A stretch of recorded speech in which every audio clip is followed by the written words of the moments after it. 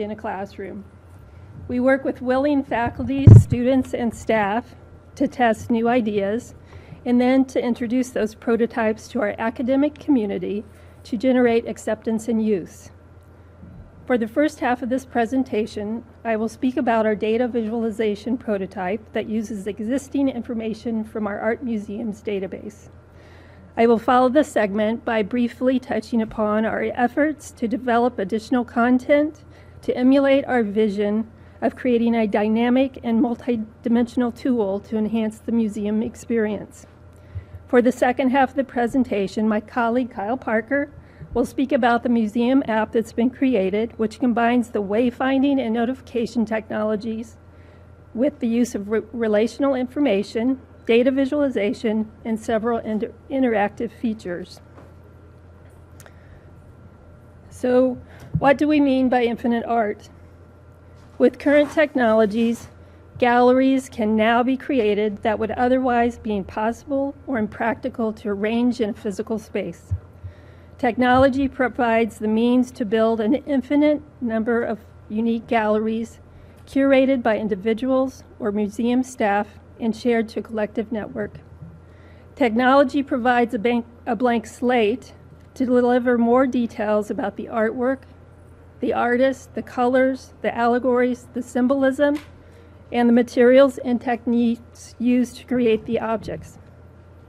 Ultimately, we would like to layer in several academic subjects to further explain the artwork, but also to expose the interconnectedness of politics, science, math, music, and other humanities that overflows into the creation of art.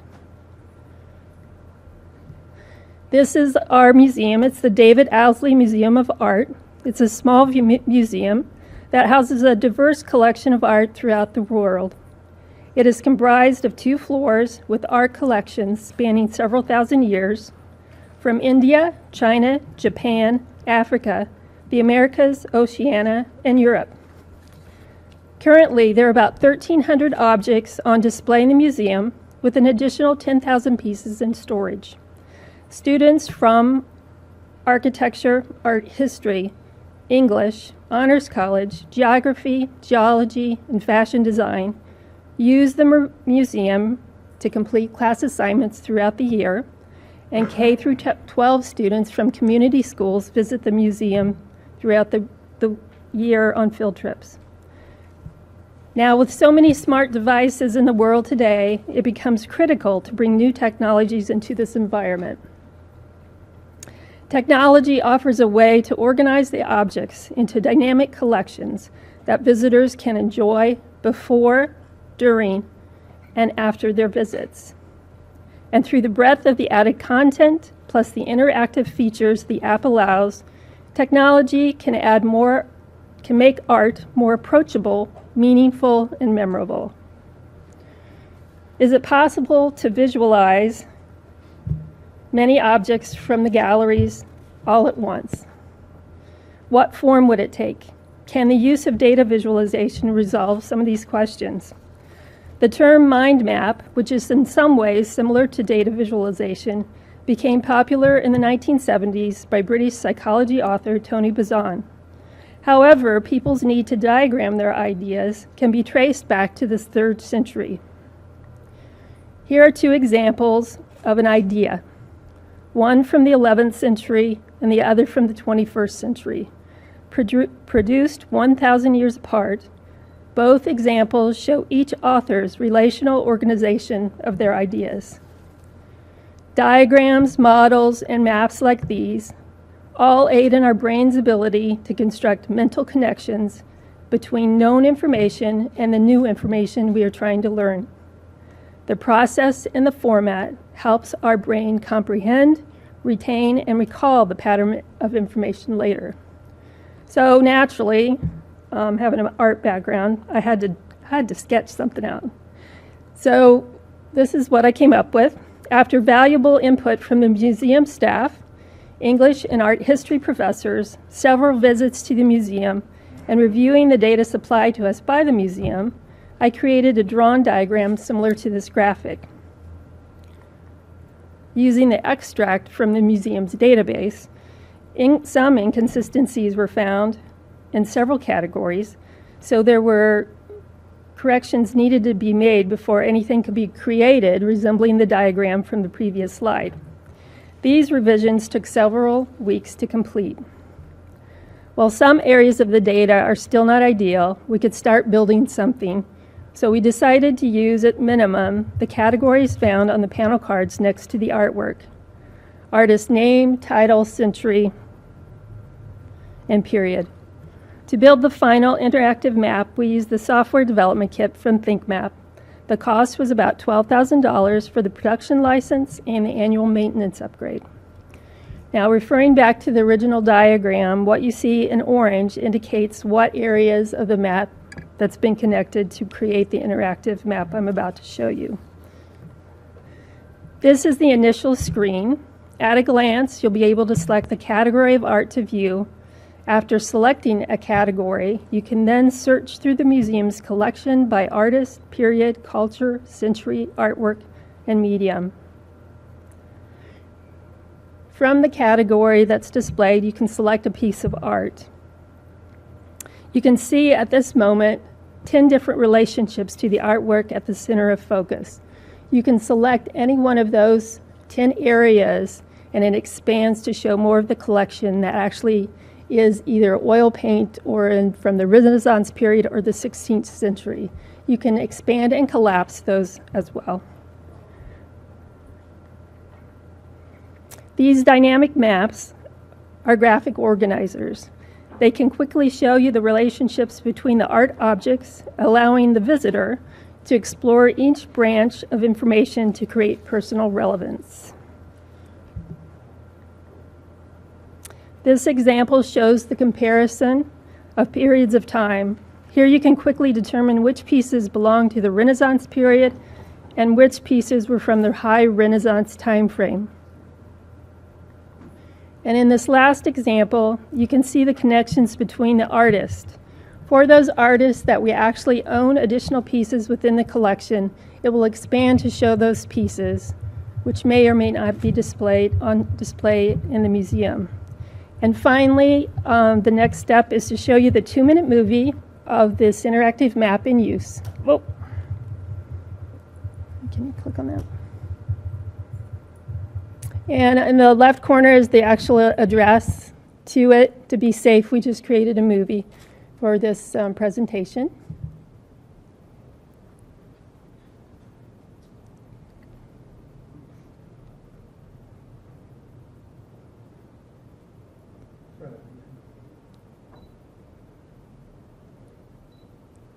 Oh, do we not have any internet connections?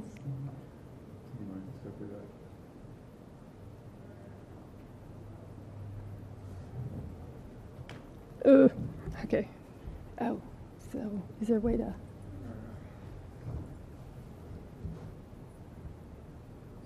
Minor technical difficulties.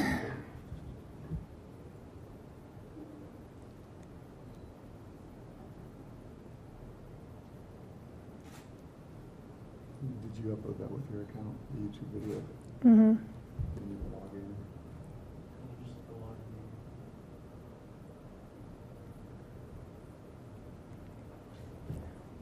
God, I don't think it. Huh? Sign in with your account. Google account, right? Yeah.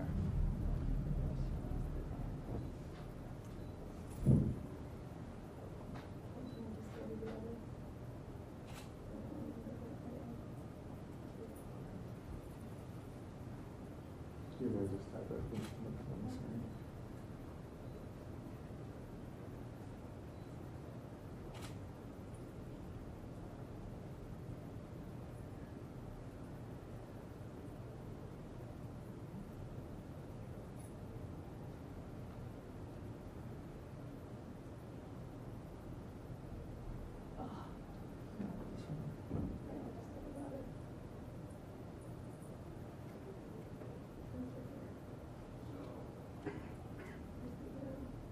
You gotta look up on the screen. It's not really on the. Tell me what it is. Yes.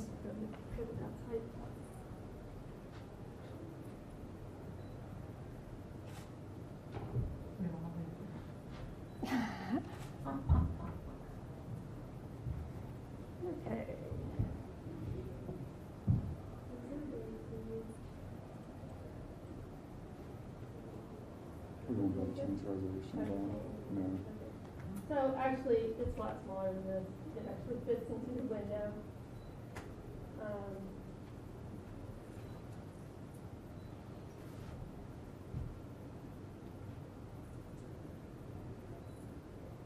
And the build times might be a little slower.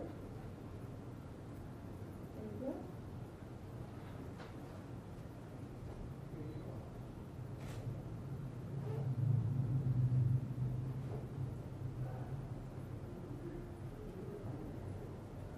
Part of the fun and the downside of what we do is it is prototyping. So it doesn't always work as expected or on the production servers at this time, but So the images are on, what, a test server? Yeah. Say. And so what we've experienced is it was working great on the production server when the developer was actually creating the map. When we moved to the servers, the test server, it has slowed down quite a bit. So what it's doing is checking all of these images to see if they're in the existing database. And then it's going to resize the images and pull it back. So that's, we should get more images. I Do you wanna bet try the to server's show not it? working. Huh? let's just try to show the video at the end Okay. and we'll keep going. Okay. Well, we're going to move on. But if you want to try the web address, it's http://thinkmap@bsu.edu/art. And you should have better results than what you're seeing right now. And will end users in the actual museum be using this on like a kiosk or full laptops or? So we've got a couple different approaches that we're going to take with this. This is going to be more at the at-home version. We're going to have a version on the mobile app that allows a user to build their own tour. So it's going to be a scaled-down version of what the website is. That's going to be on the tablet, and they can do it in the museum or before they get there to help create the tour of artwork that they want to see. And I give directions Yeah, also? yeah. Point to point? And this, I've also pulled it up on a mobile device or a tablet, and it works as well. So this actual address will work. So we'll move on to the next segment, which is adding additional,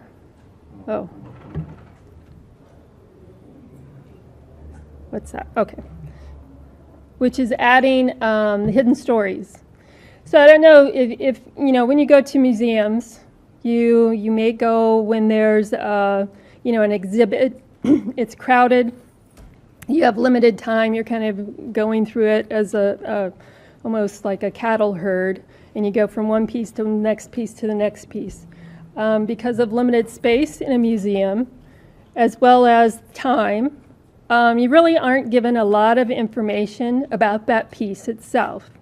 So with that mindset, I wanted to improve or enhance the experience by adding those details that you don't see. I mean, the assumption is the person that's reading the card knows what Mannerist style is, or who this artist is in their history. That may not be the case in many examples. So we're trying to pull in information that may also touch upon different academic areas, but also add a bit of curiosity to what otherwise would just be, the standard. You see the title, you see the name of the artist, and then you appreciate the beauty of what they've created, and then you move on to the next piece. But you don't really have anything that's memorable. So this is one gallery in our museum, and I'm going to focus on the large altar panels in this segment. So this is a selection. They're actually displayed two back-to-back. This is an image of all four of them together. They're probably over 6 feet tall. They're absolutely gorgeous, and it's the focal point of this gallery, really. But as you can see by the card, it really doesn't tell you anything about the painting itself. So as you can read from the description, I mean, there's nothing about what this painting is or what it does. It tells you When it was commissioned or who it was commissioned by. It tells you that there's a center panel missing and how these things were displayed in the church. It's all very interesting information, but there's really a lot more information in the painting itself. So that's what I'm gone for the next few slides. We're going to focus on the different pieces within that piece of art that actually has some meaning or can bring out more meaning in this painting that you're looking at. Actually, when I was standing in front of it, there are a lot of these details I didn't even see because I was looking at it and then one next to it, and all of these subtle details you just don't see unless they're pointed out and given meaning. And you also have to remember when these things were painted, how the Christian religion was so embedded in the culture, and that is reflected in the paintings and those objects that you see within the paintings.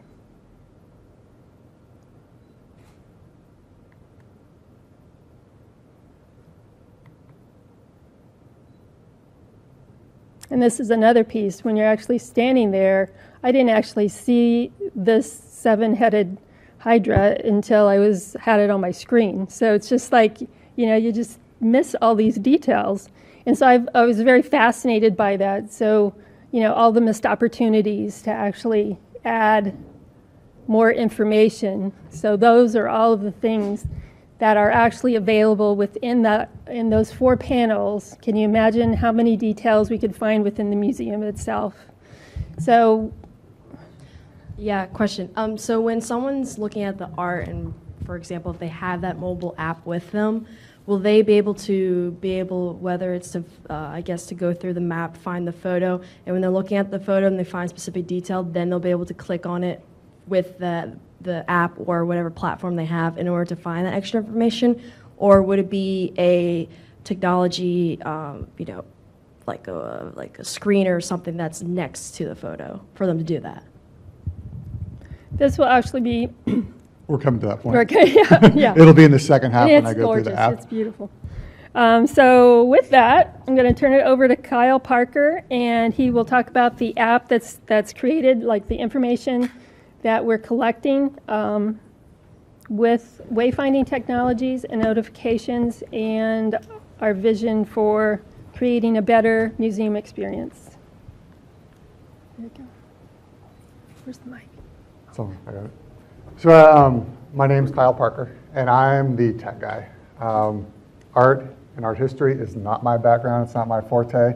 So I'm trying to incorporate some of the technology that we have available and some of the things that we can do into enhancing and improving this experience for students and for other visitors to the museum, and how we can engage them in that, in the artwork and what's available in the galleries.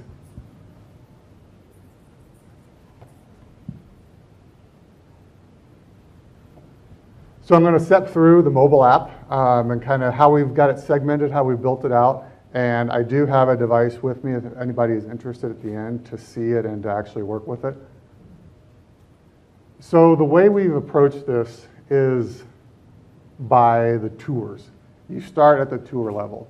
And instead of going just based on the gallery, which is the physical space with certain paintings, certain artwork, certain exhibits in that, we've looked at the museum as a whole and created this idea of a theme.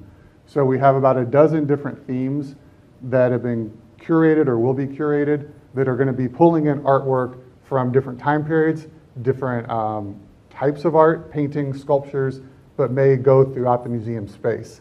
And we're going to incorporate that wayfinding technology to help navigate, to take you through those different galleries on a couple of different floors. So we've got some sort of basic themes that would encompass that art with dreams and fantasy, religion, nature, science, that could engage the user and the visitor and sort of give them a different perspective on the museum and the artwork that's there. For the more traditional, we do have it broken down by gallery, so if someone is interested in seeing a specific gallery, they would have the same content, same organization, just presented in a different way. And then we're working on the My Art. So that's where I create my own tour. And as I was alluding to earlier, we would use the ThinkMap sort of mind mapping where I could navigate through build out my tour based on what I see, or through other mechanisms of, I know an artist that I want to go find, or I know a specific piece of art, and just start building my tour that way. There's also going to be an idea of community tours that are shared by family and friends or by classmates or the instructor on a sort of personal basis, or that may be approved and curated by the museum and then shared out to all visitors. So this is a screenshot of the detail within the app. And as I was also saying earlier, those call outs down here on the bottom, that's going to be that detail within the painting where we're pulling out that information. It's not going to be on the little placard next to the piece of art. Those are going to be pulled out here, and we've got additional images available. So if it's a sculpture, there may be the front, the back, the top, the side, the bottom. We're going to have different images that you can pull up. And we still have the basic placard information, when it was done, who did it, the material that was being used. We also have a tab for the artist and then related media. With the artist, there's going to be what school was he or she involved in, who were the influences, what other artwork did that person do.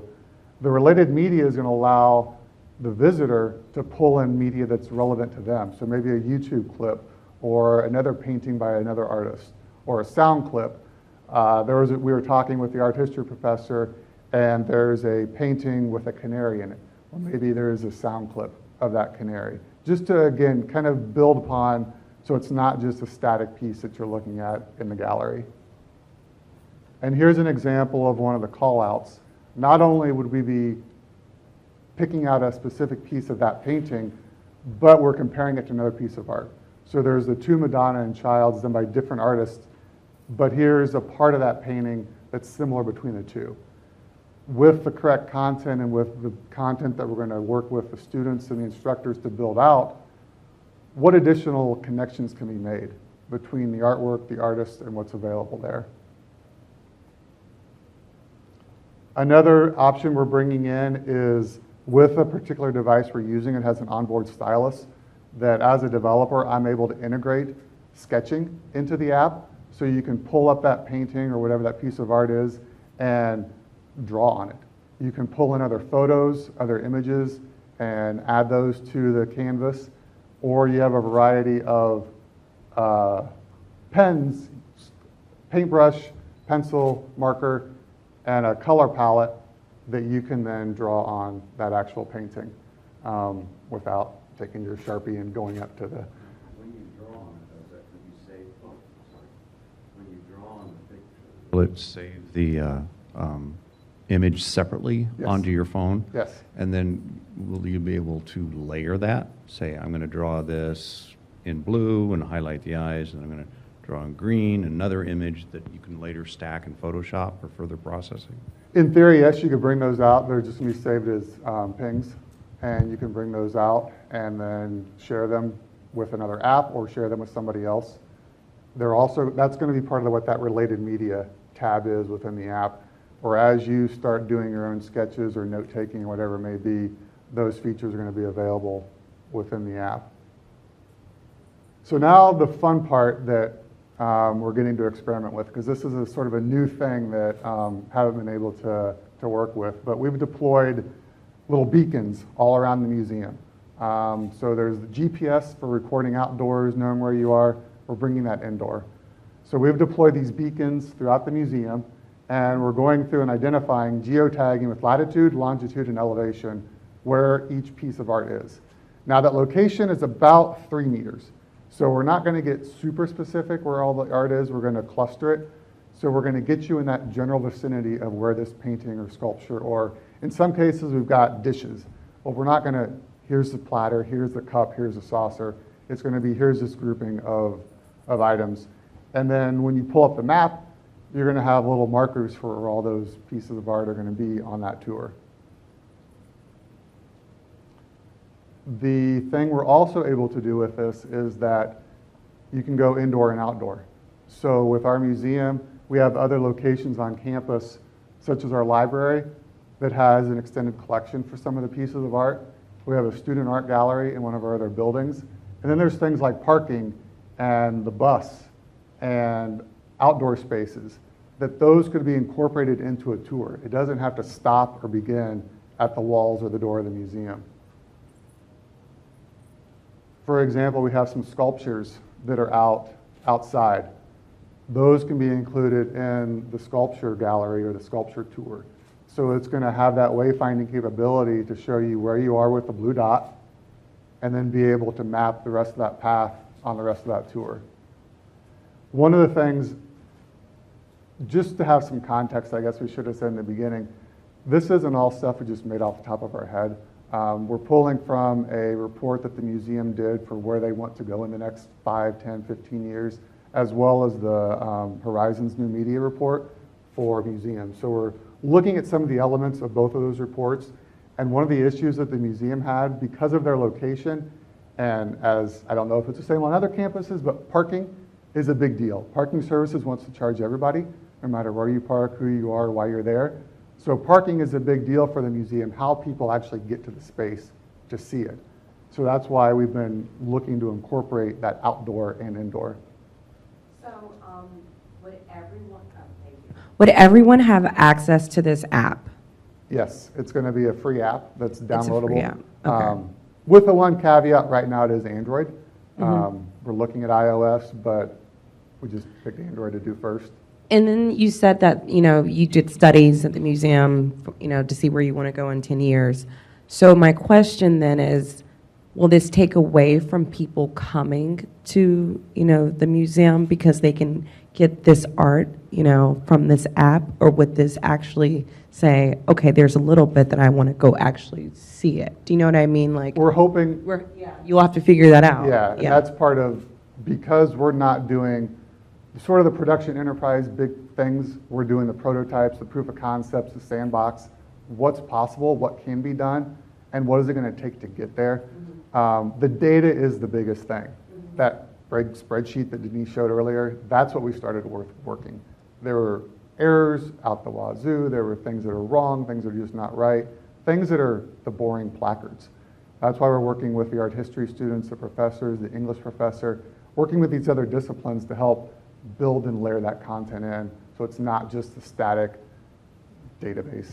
Because I would just be afraid that the students wouldn't come to the museum because they'd say, oh, I can see this on my phone. I can see all these, cool things. I don't actually have to go there and experience it. And that's what we're part of the figuring it out part, to see if it What's good. improves the experience. If it's supporting it or if it's, Right. Okay. Thank you.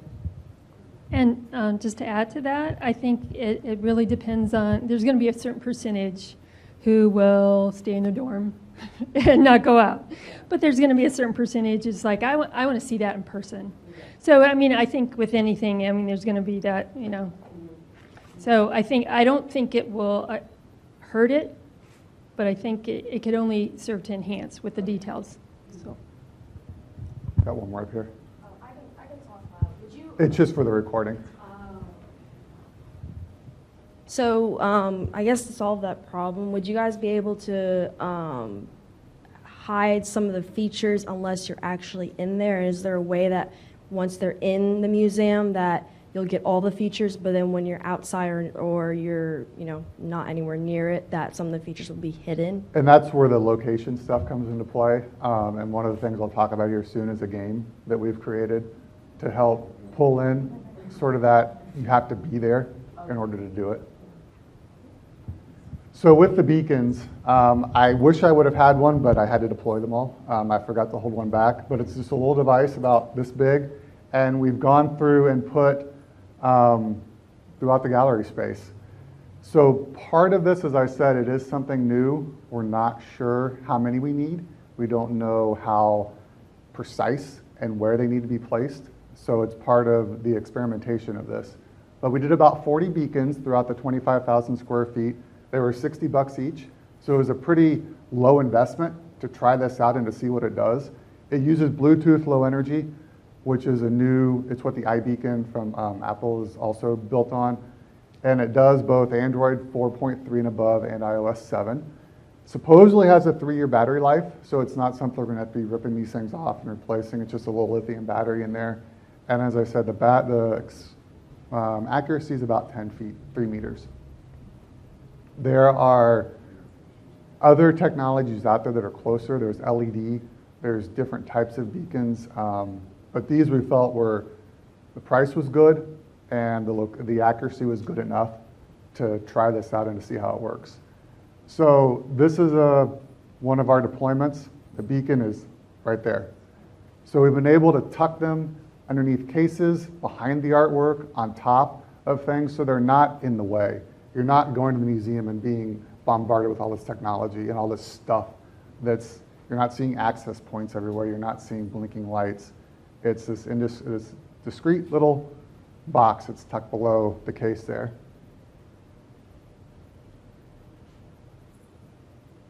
In other galleries, we've been able to add it to existing control panels. So we've got a thermostat and some other units there. We were able to put it there. And again, just another example of putting it down below the case out of line of sight. So to do this, the company we're working with, you put the beacons out. You have a mobile app that you train it and identify where those are at. So you walk this path. I sent a coworker down, and he spent about 3 hours when the museum was kind of empty, because you're supposed to just watch where you're walking on this device and make sure you walk the same path 2 or 3 times to train it so it can get that location and get that beacon placement. And then that is incorporated into the mobile app that I'm developing. And then this is all sitting on top of Google Maps. So it's a normal interface, it's a normal expectation, and it delivers both that indoor and outdoor. So outdoors, we're using GPS. It transitions to the beacons as you walk in the door. As I mentioned, one of the things we're experimenting with is how many of these things do we need? We've got 2 galleries roughly the same size. One, we've got 8 beacons deployed, one just 4. Is that a good number? What's that sweet spot in terms of getting that accuracy and getting that location information to pinpoint where you are inside the space? Right now it is Android. It is also an option on iOS. I'm just more familiar with Android, so it's easier for me to rapidly do something and not sit and learn the technology, but we are looking at doing it on the iPad. So the next part, and this is where that sort of the layers of content come into play, where it's not just, okay, who painted it, when did they do it, they used oil paint. Okay, that's where you read on the placard. We're trying to bring in that other information, that art history, the politics, what really contributes to knowing and understanding and appreciating what that art is. And then the related media with the sketching, the notes, the audio, the video. The tours, so you may have an instructor that has created a tour that's for a specific class, for a specific purpose.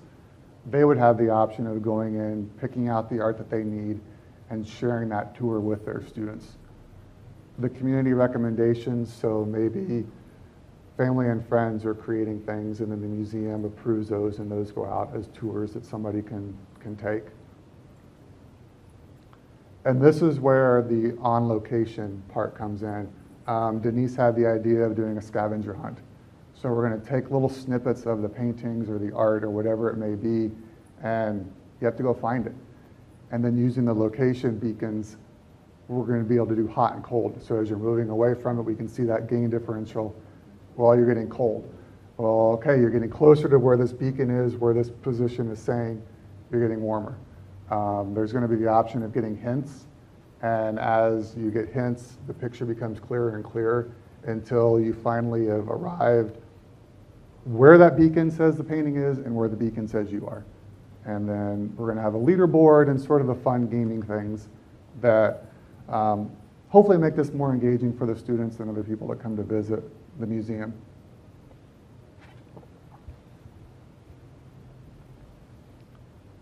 And then there's going to be the notifications. So again, as you're moving throughout the space, with the preferences that you've identified in the app, knowing who you are, knowing if you're a student and you're enrolled in these particular courses, we're going to be able to start pushing. Maybe there's an event going on. The museum does yoga at a certain point throughout the semester in one of the galleries. Or maybe there's a new piece of art that's come in, and based on your past experiences and the past things that you like this. Or there's a new piece from another artist that you may not have realized you could like, but hey, it's over here in this gallery. And then again, because I'm a techie, I like to play with the new stuff that's coming out. So smartwatches, being able to push notifications to the watch, again with a scavenger hunt. Instead of having to look at the tablet or look at my phone, my watch will buzz and I can see it on the watch. Or glass. Ball State has 3 pair of glass, and just moving basically in the wearables. So you're not having to look at the device or pull it out of your pocket all the time or your backpack. Having that information in a heads up, easily accessible way, and being able to, again, keep technology out of the way and experience the art museum. So we'll see if this one works, and this is just going to be walking through the mobile app.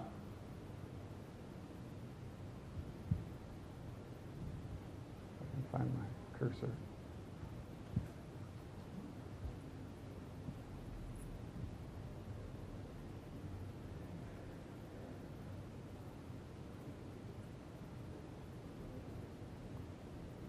All right, well, YouTube seems to be failing us today. But I do have the device up here if anybody is interested in taking a look at it. Or we can, the URL for this is posted on the slide, so if these are available, the URL is going to be there. So with that, we are finished and ready for questions and answers. Yeah. Have you thought about tracking where the people go? Right now, your data seems to be just one way. Have you thought about two-way so that you can see where people go in the museum? Yeah, the museum is very interested in that, of knowing what exhibits, what pieces, what galleries are most popular by the patrons. So that's something we're going to be able to do. We haven't done it yet. We haven't incorporated that into it. But that's one of the things on the list, of being able to record without being too big brotherish what people are looking at and where they're going in the museum. So they can see maybe this gallery just isn't very popular, or this particular exhibit, because they do have special exhibits that come in, and they'd be able to, based on the pings of that beacon and that location, see how many patrons they had come in that space. When you install a new beacon, say for another display, do you have to retrain all the other beacons, or do you have to train just the new one? That's where the beacons aren't there for the display. They're there for the space. So we did have to retrain them, because initially we just deployed 3 galleries just to do our testing. Once we had that, we deployed to the whole museum, both floors, and we had to retrain it and rewalk those paths so it could learn where the beacons are. When the displays come in, that's just a matter of tagging that particular art. And by tagging, I mean in the database, we'll have latitude, longitude, and elevation. Elevation tells us which floor, and it can switch as they go up the stairs to know which floor they are on for that particular piece. So we just have to record those 3 bits of data in the database, and that puts the marker on the map. Is this all custom dev, or Did you build this on top of something pre-existing? Custom dev. We're using Google Maps for the API for the mapping, but the location stuff is from the software company, and then the rest of it is custom dev. Is it a partnership with anybody else? You guys have done all yourself? No, just done it. Okay, cool. This would seem to be really useful for campus tours, for prospective students, for new students, and I would see this being deployed at the whole university. Has anybody thought outside of the museum? Yeah, we have. I actually did another app that is the outdoor. So for me, location has been my sort of niche for the last couple of years. The outdoor app that I did could be used for that same thing. Having the tours with the waypoints and the location markers, audio clips, video clips, on the mobile devices.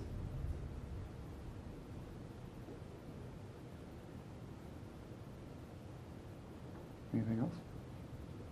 Who's paying for this? IT. IT is paying for the devices. They pay my salary to do this, Denise's. And then we actually funded a position a part-time position at the museum for somebody that knew the museum, knew their data, to be able to assist us in building this. So our vice president is he's very engaged and very interested in trying to do these types of projects. So we're able to use tech fees and student fees to fund them and to try to deploy them. Am I on? Yeah. How long have you been working on this project? 2 months? Closer to 3. I mean, there was like probably a month of Wow. corrections, and so we were just kind of Wow. talking through ideas. But So yeah, that's- rapid is rapid. I thought you were going to say 2 years. A couple of months.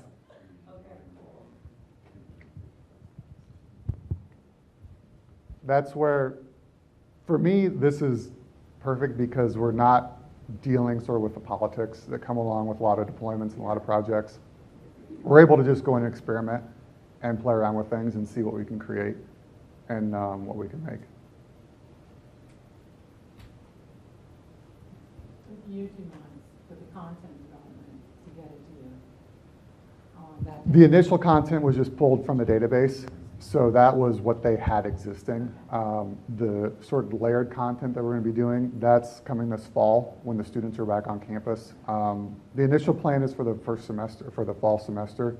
We're going to give the students a device to use, and then they'll help us build out. So over the 3 months or whatever for the fall semester, and then see where it goes from there.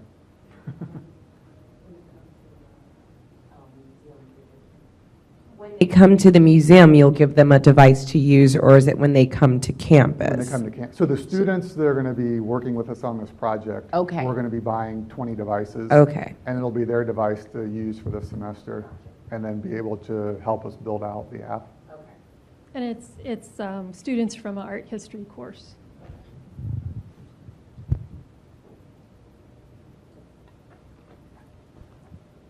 Just to add a little note. But there, you know, if you're walking around campus, you see mostly kids like this.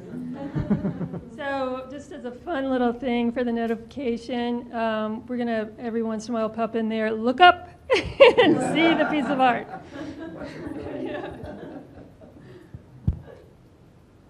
All right, well, thank you.